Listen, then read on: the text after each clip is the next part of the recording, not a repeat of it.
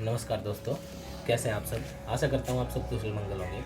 तो आज जिस मैं ऐतिहासिक जगह पर आया हूँ उसका इतिहास आज से 12,000 वर्ष पुराना है और बहुत सारी पौराणिक कथाएं भी हैं इस जगह को लेके। और ये एक ऐसी जगह है जहाँ पे सप्त ऋषियों ने तपस्या करी थी। तो दोस्तों वीडियो को अंत तक देखिएगा और पौराणिक कथाओं के बारे में आपको पूरी जानकारी दूंगा मैं। तो वीडियो को कहीं भी स्किप मत करिएगा और मेरे साथ बने रहिएगा। तो चलते हैं हम सतकुमार तीर्थ स्थल पे। तो दोस्तों हम दिखाते हैं आपको यहाँ पे जो तालाब है जहाँ पे स्नान किया जाता है। और हर पूर्णिमा और अमावस्या को तो यहाँ स्नान होता ही है, लेकिन लोग हर संडे को भी यहाँ पे स्नान करने आते हैं। उनकी मान्यता है यहाँ को लेके।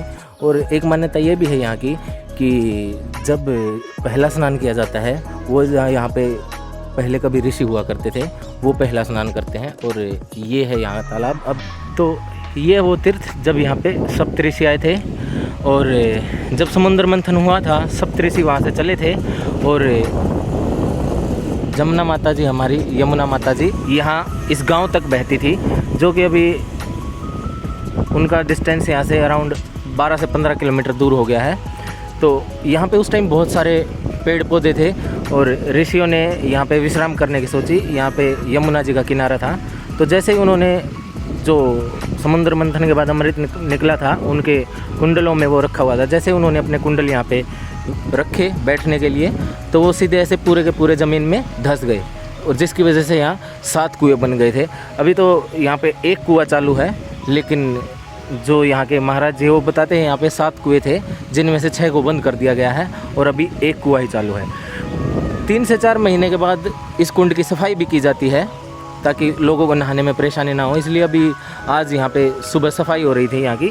उसके बाद ये फिर से पानी भरा जा रहा है इसमें। अभी मैं लेके चलता हूँ आपको मंदिर की तरफ, जो धाम है वहाँ की तरफ, और वहाँ की पूरी हिस्ट्री आपको मैं बताता हूँ।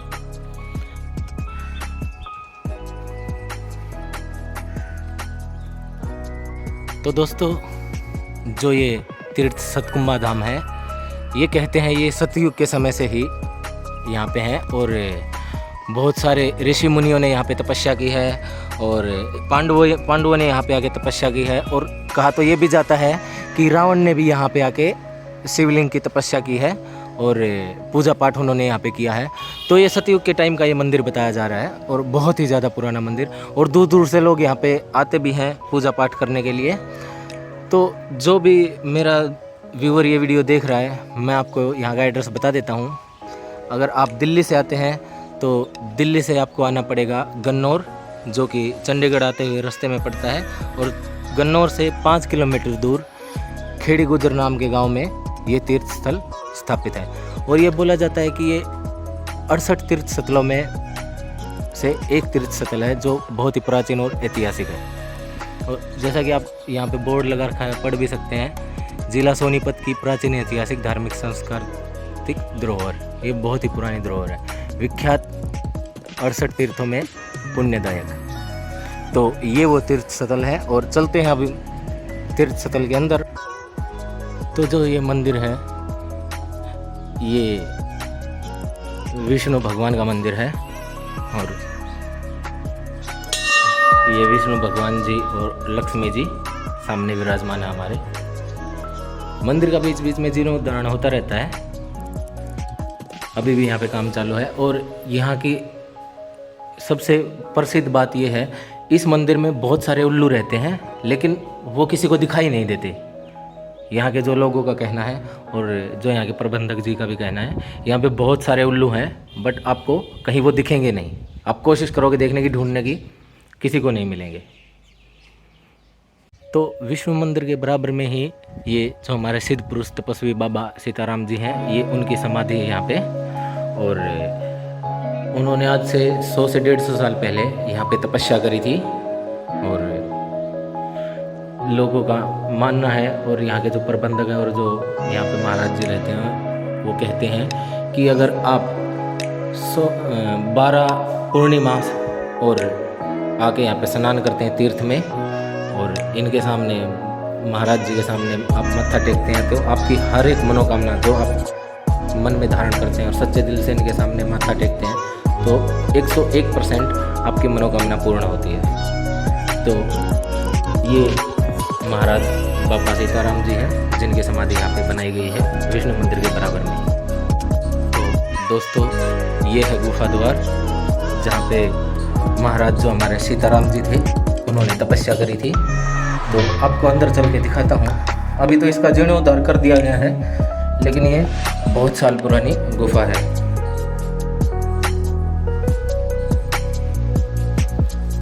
यहाँ पे महाराज सीताराम जी ने तपस्या करी थी। अभी तो ये जीर्णोद्धार करने के बाद पूरी पक्की बना दी गई है, नहीं तो एक कच्ची गुफा थी। और इसकी एक खासियत ये भी है कि आप अगर गर्मी में आओगे तो यहाँ पे पूरा ठंडक का एहसास होगा, और अगर सर्दी में आओगे तो पूरा आपको गर्मी जैसा एहसास होगा। जिस वक्त ऋषि यहाँ पे आए थे उन्होंने शिवलिंग की यहाँ पे स्थापना की थी। ये शिवलिंग है यहाँ पे। तो ये बहुत ही ज़्यादा पुराना मंदिर है और इसकी आस्था उतनी ही पुरानी। तो मित्रों, जो ये मंदिर है ये 12,000 वर्ष पुराना है और ये माता जी का मंदिर है। और ये जो आप स्तंभ देख रहे हैं, आपको पास से दिखा देता हूँ। जो ये स्तंभ है ये पुरातत्व विभाग द्वारा इनकी जांच की गई है और उनकी जांच से पता लगा है ये 12,000 वर्ष पुराने हैं। 4 स्तंभ है यहाँ पे। दूसरा स्तंभ ये हमारे सामने, और देखिए कलाकृति देखिए इस पर, ये 12,000 वर्ष पुराने हैं। ये तीसरा स्तंभ है और ये माता जी के मंदिर की यहाँ स्थापना की गई है। और ये चौथा स्तंभ है। तो सोनीपत में जो यूनिवर्सिटी है दीनबंधु छोटूराम, वहाँ के जो कुलपति थे उन्होंने यहाँ पुरातत्व विभाग की टीम भेजी थी। और उन्होंने जब इस पे अपने रिसर्च की तो उनसे पता लगा कि ये स्तंभ आज से 12,000 वर्ष पुराने हैं और ये इसी ज़मीन से निकले हुए ये स्तंभ और यहाँ पे लगाए गए हैं। तो इस धार्मिक स्थल की एक कहानी ये भी है कि यहाँ पे चकुआ बैन करके जो राजा थे यहाँ पे राज किया करते थे। तो एक ऋषि आए, तो वो यहाँ पे जब पहुँचे तो उनकी मुलाकात चकुआ बैन जो यहाँ के राजा थे उनसे हुई और कुछ उनका वाद विवाद हुआ, जिसकी वजह से वो ऋषि ने बोला कि मैं आपके राज्य का ना तो कोई पानी पीऊँगा ना ही यहाँ से अन्न का दाना ग्रहण करूँगा। इसके बाद साधु जी यहाँ से चले गए और 5 से 6 महीने तक उन्होंने भ्रमण किया, लेकिन चकुआ बैन जो राजा थे उनका राज्य का विस्तार इतना बड़ा था कि वो ख़त्म होने का नाम ही नहीं ले रहा था। उसके बाद फिर वो महाराज वापस से चकुआ बैन जो राजा थे उनके पास आए और उन्होंने बोला कि आपका राज्य कहीं भी ख़त्म होने का नाम ही नहीं ले रहा है, तो मैं चाहता हूँ कि आप मेरे से युद्ध करें, क्योंकि मैं जिस तरीके का आपसे मेरा वाद विवाद हुआ है उसके बाद मैं ऐसे ही तो कोई अन्न ग्रहण नहीं कर सकता। तो उसके बाद राजा ने बोला कि ठीक है, मैं आपसे लड़ाई करने के लिए तैयार हूँ। तो इतने शक्तिशाली वो साधु थे कि उन्होंने पूरे राज्य को ही ध्वस्त कर दिया था। जो ये पूरा राजपाट था उनका, चकुआ बैन का, पूरा ध्वस्त कर दिया था। और आज भी लोग जब यहाँ पे ज़मीन में गड्ढे खोदते हैं तो यहाँ अवशेष उनको मिलते हैं। बहुत सारे लोगों का कहना तो ये भी है कि उनको यहाँ पे सोने की मूर्तियाँ और पुराने मीन्स राजा महाराजा के टाइम की उनको बहुत सारी चीज़ें यहाँ पे मिली हैं। तो ये यहाँ की एक और कहानी है जो यहाँ के पूर्वजों द्वारा और गांव वालों द्वारा बताई जाती है। तो दोस्तों, ये थी सतकुंभा तीर्थ की ऐतिहासिक और पौराणिक कथा और यहाँ का सत्य जो मैंने आपको वीडियो में बताया। तो दोस्तों, अगर आपको वीडियो अच्छी लगी हो तो प्लीज़ चैनल को सब्सक्राइब करना ना भूलिए, वीडियो को लाइक करना ना भूलिए। Thank you so much guys, video को एंड तक देखने